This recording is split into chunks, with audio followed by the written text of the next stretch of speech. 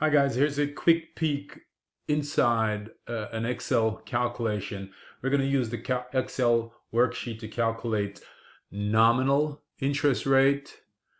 We're going to calculate geometric average rate and the real rate of return. Now we understand that interest rates represent the cost of borrowing and the returns on savings and investments.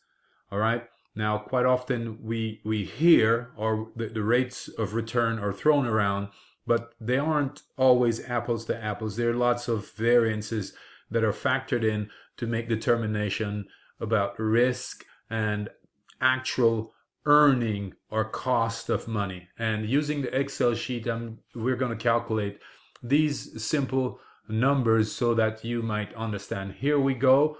Pay attention to the function that I'll be using in the top side, and I'll be essentially replicating this set of data on this side, so you see how they're calculated. Now we're using return growth rate for years 1 through 20, which are listed here. All right, and we're given inflation rate of 8.5%. and the rest is calculated. So let's begin with the nominal rate of return. Nominal rate is essentially the simple average. So we get that by depressing equal. We select a cell, we depress equal. We come to this display box, we pick up the average, and then all you do is highlight and grab all of the rates for the particular period that you're interested in covering. So equal, we pick up, make sure it's average, we select that, then we select this, all of the returns, and we select OK, and there we have 10.10. So if you had an investment that produced these returns annually, you could accurately make the statement that you had earn a nominal rate of 10.1%. Is that your actual earning? No.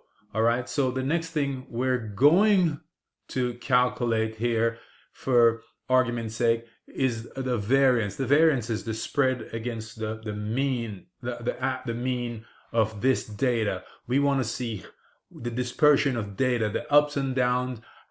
What's the variance against the mean of this data? So to make this work, we select again equal. We come here in Excel, it's pretty simple. We select variance, and again you're just going to select the same set of data, and we select OK, and see we produce the variance. Now why is this important? Because we're going to use the variance to calculate your geometric average, which is a more accurate return over a period of time where you have earnings. See, we've gone from -3 to -37 to a high of plus 37.58%. So it's not a consistent, it wasn't a consistent return over the period. So to make that work, follow the cursor. We're going to write a simple formula, right? So we go equal, it says the nominal rate. So we're going to pick our nominal rate, all right? And a minus, we use open parentheses, and we're going to select the variance. And we need our variance to be divided by 2. We close the parentheses and we hit enter, and you see, so the nominal rate that's thrown around, say, hey, we're going to pay you a nominal rate of 10.10%, but over the period you might have earned 8.16% for that particular investment. Now here's where it gets interesting.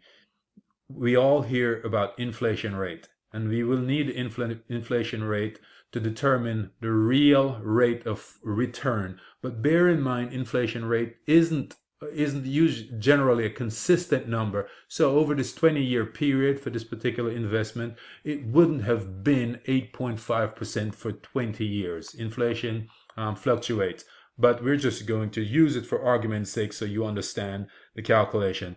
So if we said we had a nominal rate of 10.1%, we had a geometric average rate of return of 8.16, and for that particular period, assuming inflation was 8.5%, we want to determine the real rate of return. Here is the formula. So let's go in and we put equal, all right, and we're going to open parentheses, 1 plus our nominal rate. You close the parentheses, and then we divide that by open parentheses 1 plus our inflation rate, close parentheses, minus 1, and we get a 1.48%. Thank you for watching. This has just been a quick tip working with nominal, geometric, and real rate of return. Hopefully you found this valuable. See you next time. Happy learning.